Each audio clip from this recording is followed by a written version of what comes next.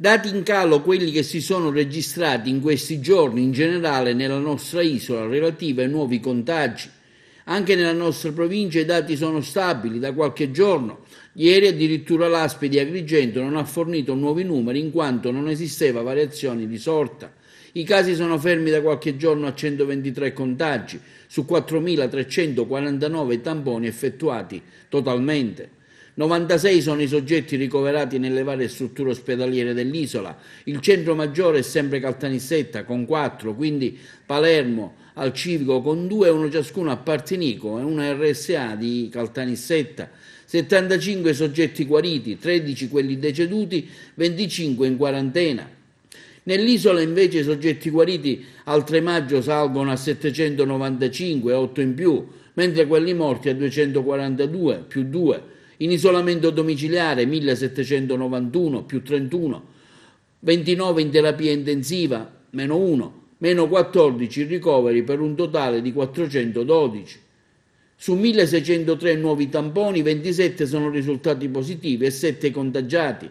La maggiore provincia con più casi resta sempre Catania, che continua a registrare sempre più contagi, 10 in più dall'ultima verifica, attestandosi a 688. 6 in più a Enna che va a 296, 3 in più a Palermo con 390 casi e pure a Siracusa che si porta a 115.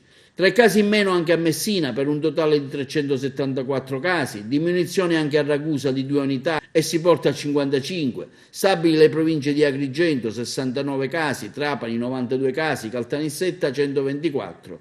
Intanto la fase 2 che riparte oggi non vuol dire liberi tutti, ma sempre il rispetto delle regole, come afferma il presidente della regione Musumeci. In questa ordinanza appena firmato abbiamo messo tutto quello che potevamo mettere, non potevamo andare oltre. È una leggera, graduale apertura, lo avevo promesso, e però dobbiamo essere prudenti perché la battaglia non l'abbiamo ancora vinta. Abbiamo consentito, come avrete letto, alcune attività, abbiamo consentito il trasferimento nella seconda casa, ma non per fare avanti e indietro, ma per restarci per qualche tempo come se foste in vacanza.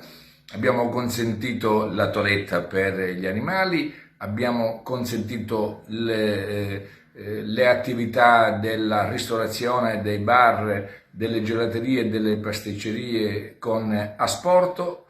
Consentiamo di poter finalmente tornare al cimitero per porre un fiore sulla tomba dei nostri cari.